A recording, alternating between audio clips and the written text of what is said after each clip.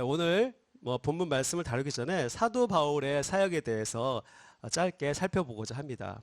사도행전 13장, 13장에서 사도 바울이 안디옥 교회에서 선교사로 파송받은 후에 바울은 계속해서 성령의 인도하심에 따라 그리고 성령님의 능력으로 사명을 감당해 나갔습니다.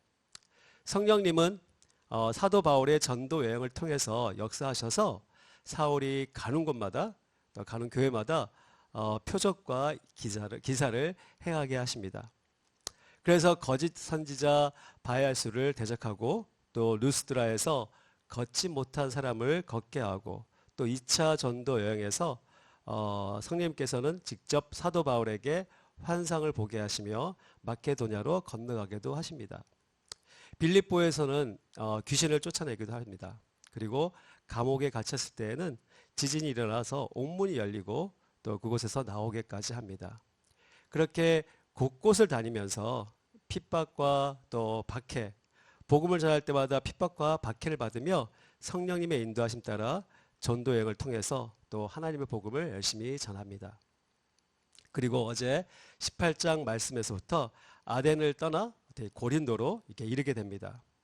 고린도에서 만난 그 아굴라와 브리스길라의 집에서 같이 함께 살고 있었는데 유대인들이 대적하고 비방하니 7절에서 회당 바로 옆에 있는 하나님을 경외하는 디도 유스도라는 사람의 집으로 옮기게 됩니다. 그리고 수많은 고린도 사람들이 예수를 믿고 세례를 받는 역사가 일어나게 됩니다. 이렇게 사도 바울이 1차에 이어서 2차 전도 여행까지의 그 사역을 보면서 바로 성령의 역사가 아니고서는 도저히 이룰 수 없는 전도 여행, 즉 말 그대로 성령 행전임을 하나님께서 우리에게 말씀해 주고 계십니다. 고린도 교회는 사도 바울에 의해서 고린도에 있는 유대교회에서 탈퇴한 사람들을 중심으로 세워졌습니다. 게다가 그들의 모이는 장소는 앞에서 말씀드렸듯이 회당 바로 옆에 있는 디도 유스도의 집이었습니다. 어찌 보면 그 회당과 교회는 갈등을 일을 수밖에 없었을지도 모릅니다. 또한 우리는 고린도 전서와 그 후서를 통해서 고린도라는 곳이 어떤 곳이며 그것이 영적 상황이 어떤 것인지 말씀해 주고 계십니다. 참으로 부패하고 음란하고 폐역한 그곳에서 산다는 것은 결코 쉬운 일이 아니었을 것입니다.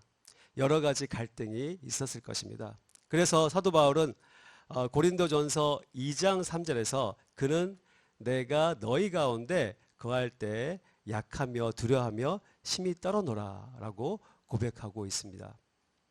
하지만 바울은 그러한 고린도 교회에서 많은 영혼들을 살리게 됩니다. 우리 다 함께 9절에서 10절까지 오늘 본문인데요. 한 목소리로 읽겠습니다. 다시 읽겠습니다. 9절에서 10절입니다. 밤에 주께서 환상 가운데 바울에게 말씀하시되 두려워하지 말며 침묵하지 말고 말하라. 내가 너와 함께 있음에 어떤 사람도 너를 대적하여 해롭게 할 자가 없을 것이니 이는 이 성 중에 내 백성이 많음이라 하시더라. 네. 그렇게 고통 중에서 두려워하고 있을 때 하나님께서 환상 중에 바울에게 찾아오셔서 두려워하지 말고 또 잠잠히 있지 말고 말하라.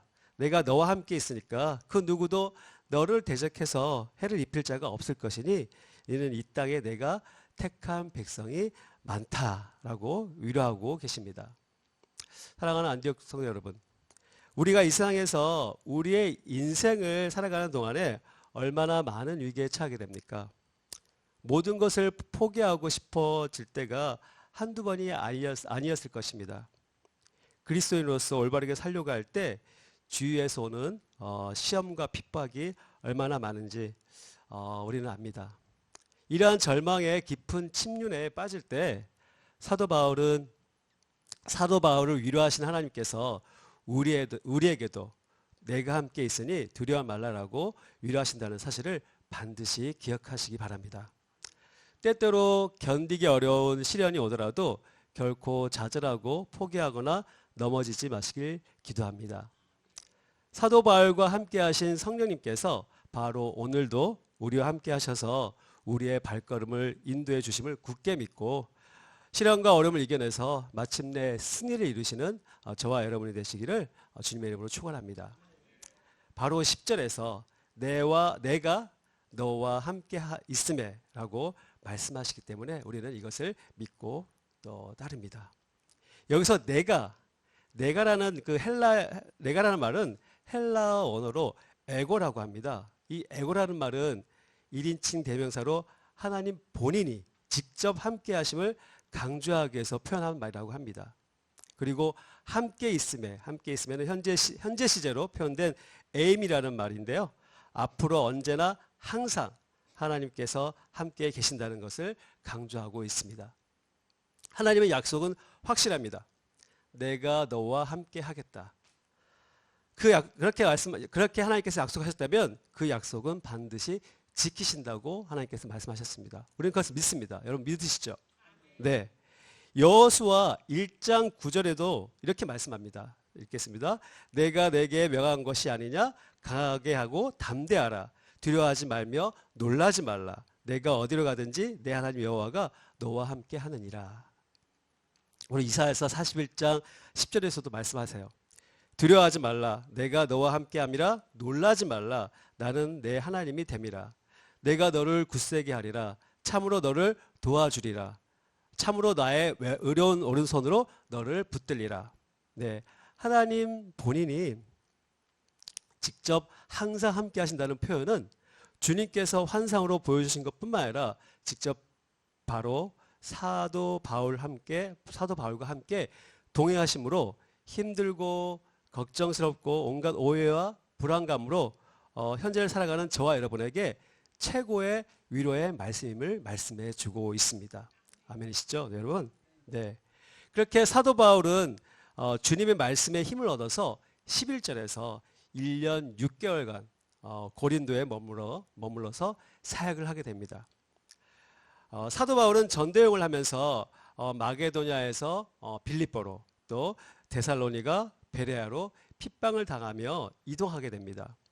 또 10절에서 고린도에 또 하나님이 선택한 백성들이 많다고 말씀하시면서 이들을 위해서, 즉 하나님의 나라를 위해서 힘든 상황에서도 하나님께서 있으라고 말씀하실 때 사도 바울은 순종하면서 그곳에 머무는 모습을 우리에게 보여주고 있습니다.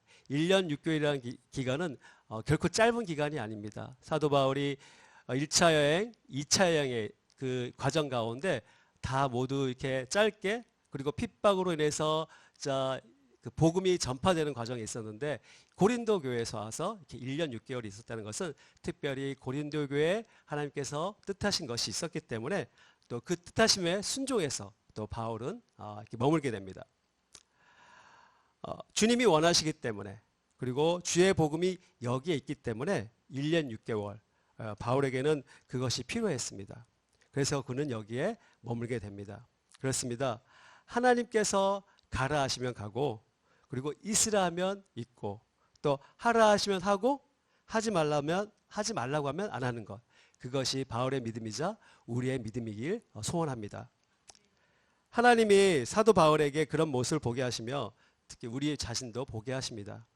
바로 중요한 것은 우리 안에 또 우리 중심에 무엇이 있느냐, 또 하나님의 영광인가, 아니면 우리의 평안함인가, 아니면 불편할지라도 하나님의 영광을 위해서 우리가 헌신하는가, 또 감안하는가.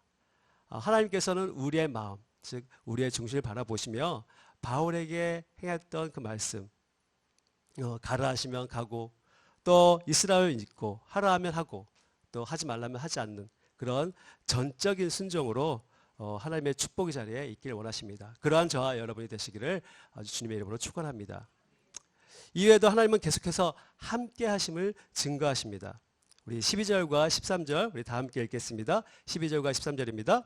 갈리오가 아가야 총독되었을 때 유대인이 일제히 일어나 바울을 대적하여 법정으로 데리고 가서 말하되 이 사람이 율법을 어기면서 하나님을 경외하라고 사람들을 권한다 하거늘. 네.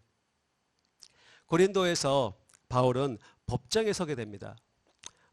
고린도 유대인들이 일제 일어나 바울이 그렇게 고린도에서 이렇게 사역을 하면서 이 고린도 유대인들이 이제 바울을 고소했고 당시 아가야 총독 갈리오에게 데려가게 됩니다.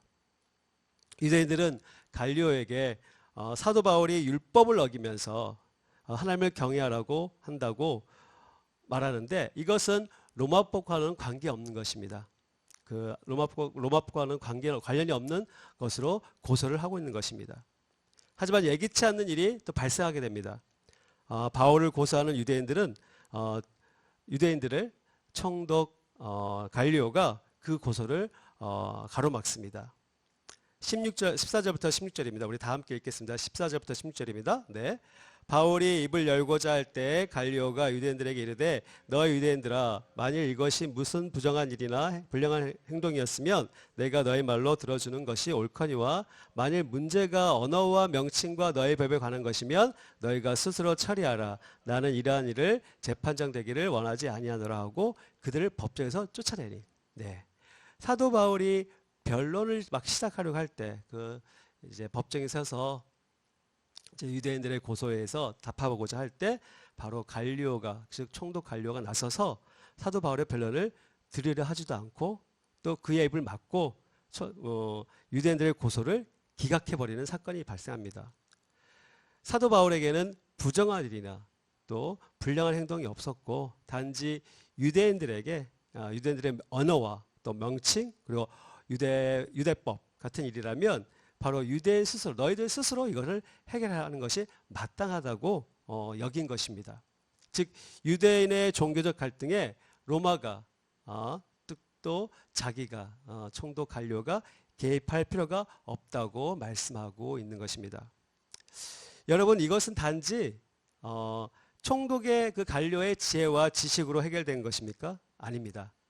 역시 하나님께서는 사람의 마음을 움직여서 하나님의 사람을 지키시고 또 나아가 하나님의 나라 또 복음을 전파되는 것을 지키시는 하나님의 역사를 보게 하십니다. 아멘이십니까 여러분? 네, 바로 갈리오를 통해서 하나님께서는 그 갈리오를 통해서 즉 유대인이 아닌 또 로마 총독을 통해서 또 하나님께서 역사하시는 봅니다. 그러면서 하나님의 사역은 사람을 초월해서 또 하나님이 계획하신 것 우리가 예상치 못한 것으로 또 역사하심을 보여주고 계십니다. 하나님은 이방의 권세까지 사용하셔서 사도 바울과 교회를 보호하고 계십니다. 사랑하는 성도 여러분, 세상은 더 복음을 완강히 거부하고 또 대적합니다. 더욱더 복음을 전파하기가 힘들어집니다. 전도를 하다가 낙심하고 또 두려워하고 그 낙심에 두려워해서 포기하기도 합니다. 또 포기하기도 쉽습니다. 그러나 어려울수록 전도하기가 어려울수록 하나님의 복음을 전파하기가 어려울수록 하나님께서 맡기신 지상명령 모든 민족을 제자로 삼아 아버지와 아들과 성령의 이름으로 세례를 베풀고 우리에게 분반 모든 것을 가르쳐 지키게 하라. 반드시 지켜야 할 진리와 또 가치를 완수하기 위해 하나님의 말씀을 완수하기 위해서 우리는 세상 끝날까지 하나님께서 우리와 함께 하신다는 말씀 오늘 그 9절 말씀에 내가 너와 함께 있음에 두려워 말고 침묵하지 말라는 말씀을 가지고 우리는 선포해야 됩니다. 우리는 지금 계속해서 웨일즈 선교와 또 도심 선교가 또 끝났습니다. 그리고 앞으로 또 과테말라 선교와 또 이스라엘 선교가 남아 있습니다. 또 우리는 계속해서 전도하며 또 선교하고 있습니다. 이러한 이유가 무엇입니까? 우리가 하나님이 가라 하면 가고 또 멈추라 하면 멈추고 또 하라 하면 하는 그런 순종함으로 또 순전한 믿음으로 우리는 행하고 있습니다. 그러한 행함을 주님께서 기뻐 받으시고 또 우리에게 축복하실 줄로 믿습니다. 그러기에 우리가 끝까지 버티며 하나님의 사역을 감당하는 오늘 말씀처럼 하나님께서 말씀하십니다. 내가 너와 하나님께서 우리와 끝까지 함께 하신다고. 그래서 두려워하지 말라고. 여러분 함께 하심을 믿으시죠? 네, 믿으시면 우리는 행하여야 합니다. 그저 믿는다고 선포만 하는 것이 아니라 믿는 자의 민진자는 또 행위로 그 믿음을 표현한다고 하셨던 말씀처럼, 야고보의 말씀처럼 우리는 믿는다고 선포하셨고 믿는다고 대답을 하셨기에 우리는 반드시 그 믿음의 행위를 행하는 저와 여러분 되시기를 주님의 이름으로 축복합니다.